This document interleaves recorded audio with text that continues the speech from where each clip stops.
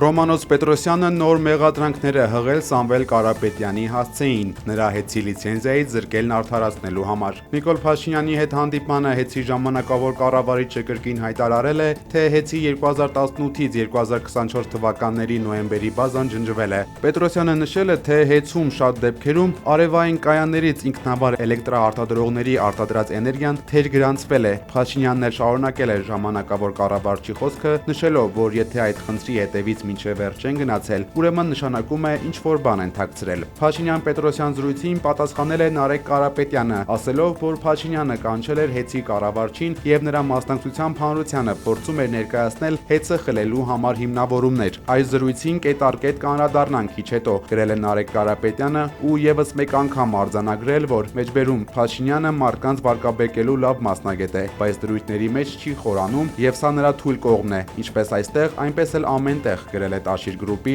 հոլդինգի ղեկավարի տեղակալը։ Ազգային բարերար Սամվել Կարապետյանի Facebook-յան էջում հրապարակվել է տեսանյութ, որտեղ եւս մեկ անգամ ներկայացրել են, որ ՀԾԿՀ-ն մերժել է հոսանքի գինը իջեցնելու մեր ձևովի առաջարկը։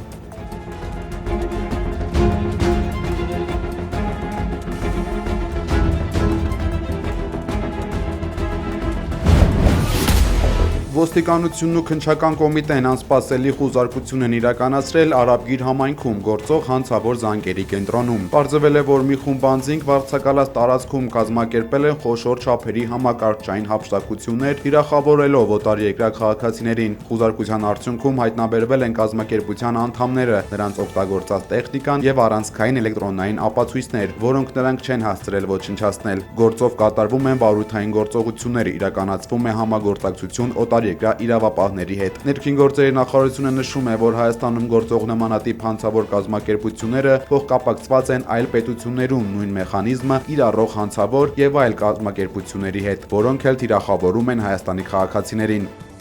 Երևանում 70-ամյա Մարգարիտա Գ-ն դարձել է հեռախոսային խարդախության զոհ։ Նրան զանգահարել են ներկայանալով իբր Յուքոմի աշխատակից եւ համոզել տիկնոջը լրացնել հեռախոսին ուղարկված 5G կարգավորումներ։ Ինչպես հայտնում է Շամշյան.com-ը, ժամեր անց կինը նկատել է, որ իր անվան բանկային հաշվեհամարից կատարվել են շուրջ 5 միլիոն դրամի փոխանցումներ տարբեր բանկեր։ Դեպքի նյութերը փոխանցվել են քննչական կոմիտե։ Ամանորյա զարդարանքները քաղաքին հաղորդում են ուրախություն ու ջերմություն, սակայն դրանց արժեքը պետական բյուջեի համար հասնում է միլիոնների։ Քաղաքապետ Տիգրան Ավինյանը հայտարարել է, որ հանրապետության գլխավոր տոնածառի լույսերը այս տարի կմիանան դեկտեմբերի 14-ին։ Երևան քաղաքի տոնական ձևավորման աշխատանքների կատարման համար հայտարարվել է երկփուլ մրցույթ գնման ընթացակարգով ընդհանուր 607 միլիոն դրամի, որից շուրջ 57 միլիոնով նախատեսվում է ձեռք բերել հանրապետության հրապարակի տոնածառի ճյուղեր եւ լույսեր, հայտնել են քաղաքապետարանից։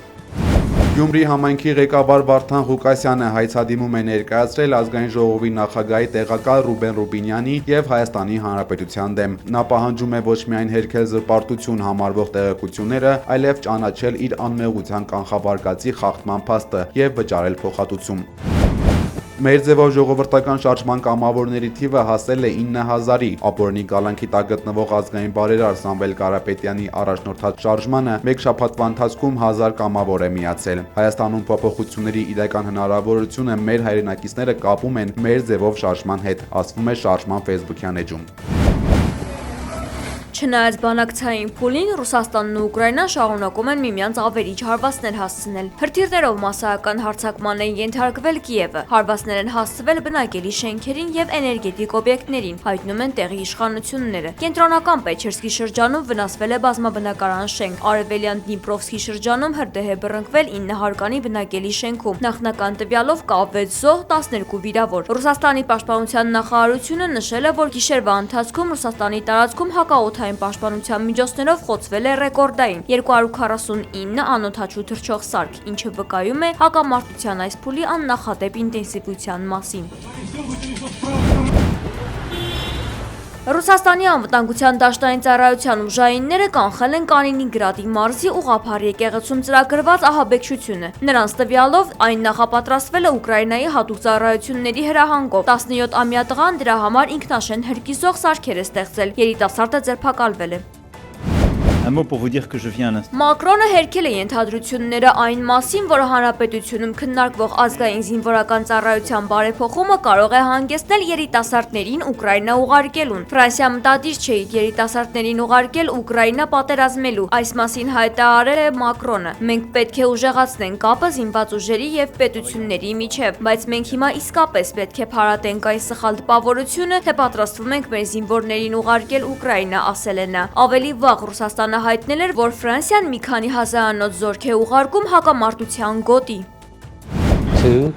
1. Չինաստանն ուղեցիր է դուրս բերել դատարկ Շենժոու 22 տիեզերանավը։ Առաքելության նպատակն է վերադարձնել այն տիեզերագնացներին, որոնք Շենժոու 20-ի անսարքության պատճառով մնացել էին չինական տիեզերակայանում, առանց տրանսպորտային միջոցի։ Ավելի վաղ Շենժոու 20-ի անձնակազմն ավարտելով իր պլանավորած առաքելությունը չի կարողացել օգտագործել սեփական նավը, որը վնասվել էր տիեզերական աղբի պատճառով։ Նրանց համար ուղարկվել էր Շենժոու 21 տիեզերանավը։